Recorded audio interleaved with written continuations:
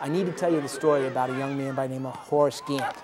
And Horace, for your listeners, this is a true story, and it's a relevant story because it's happening right now as we speak. And I'll try to make it short. Horace Gant came out of high school in Florida, big football state, and he was unrecruited coming out of high school. He was 6'1", about 165 pounds, and he had great speed and great hands as a wide receiver. He went unrecruited. 2 years later, he's in a junior college, and he gets a phone call from a coach by the name of Chris Might in St. Olaf College in Minnesota. And Horace decides that he's going to get in the plane and go up to Minnesota.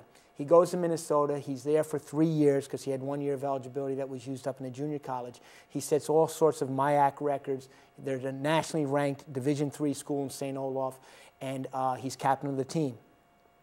At the last summer, this past summer that just completed, Coach Might, who's an outstanding Division III coach, ends up having a friend by the name of Jim Zorn. And Jim Zorn becomes the head coach of the Washington Redskins. He calls up Coach Might, says, "Coach, we want you to come down and be our assistant offensive coordinator, quarterback coach for the Redskins."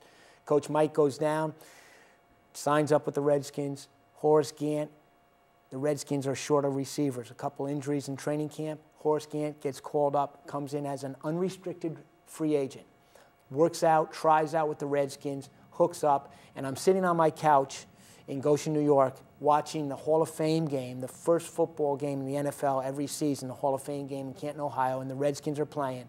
And there's Horace Gant, who was just not recruited a few months ago at St. Olaf College. Right. And how proud I was to see that, and how it really is a great story. Now, Horace Gant did not make the final roster. He's number 84, but there's no other Redskin wearing number 84 this year. And for the listeners who want to check up on it, he's a practice squad player. He's signed as an NFL player. He's unfortunately, one injury away from playing in the NFL, and I hope to see him later on this year.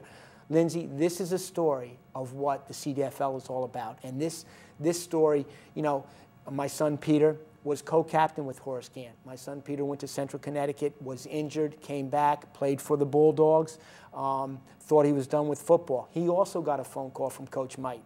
Went out there, took a trip. 3 years later, these two young men are co-captains. One's in the NFL, and the other is a co-founder of the CDFL. Not bad. That's all about what second chances are about. The site has only been up for a couple weeks, and you're getting response from all over the country. Lindsay, it's been absolutely... Well, first, why don't you tell them what the site is? Of course, yes. PlayCDFL.com? That's correct, www.playcdfl.com, and I appreciate the opportunity to continue to get the word out, but it is spreading very quickly. We have had inquiries from coaches from as far away as Washington. We have players on the site right now from, I believe, 12 different states. We have received hits on the website from 45 of the 50 states, including 5 countries outside, and Canada being one of them, outside the United States. It has been very positively received. It's moving very quickly. We're very excited about it. We have a 9-month plan, so it's good that we're doing this now. There's been a lot of support from people like yourself who've listened to this idea, from crazy old Coach Sain and all the other people who are involved in this league, and saying, you know what, give it a shot. Let's see, and let's get the word out there. So right now it's up and running, and very well received. It's up and running, and the headquarters is, of course, at the St. Lawrence Sports Complex in Hillborn, that is named after your father. Just give us a couple quick basics before we go to break, when and where, again, that this is going to be all going down. Okay, Lindsay, this is going to take place July 6th through July 10th from 4 to 10 p.m. in the evenings for the first initial CDFL experience. And it's going to be a mini camp tryout for 18 to 24-year-old players. They can go on the website, get all the registration information, everything that they need, player agreements, medical forms, etc. It will then culminate after 5 days with the entire coaching staff being involved in a combine tryout and evaluation process with a draft. And there will be anywhere from 4 to 8 teams that will have 25 players per team assigned to them based upon the draft and the performance of the first week. And then there will be a guaranteed 5 games minimum for the players, beginning really like July 11th all the way until about mid-August.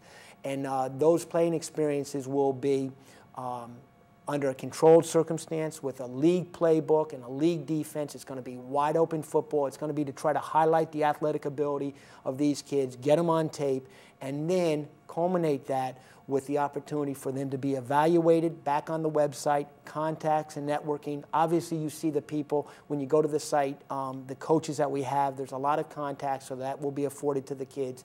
And then hopefully if kids are in an academic situation where they need some help to get to college, we'll be able to get them into Orange Community College or Rockland Community College, get their grades up, go through a semester, get a 3.0, 12 credits, and then in January perhaps transfer to a four-year school and then be ready for spring ball and then playing the next fall. So it's not just about football, it's about education, academics, giving everybody a second chance, but it's a plan. And when the kids that come in, we're saying to folks, we want serious players. We want the kids who are willing, like a young man who's highlighted on the website by the name of Casper Violet.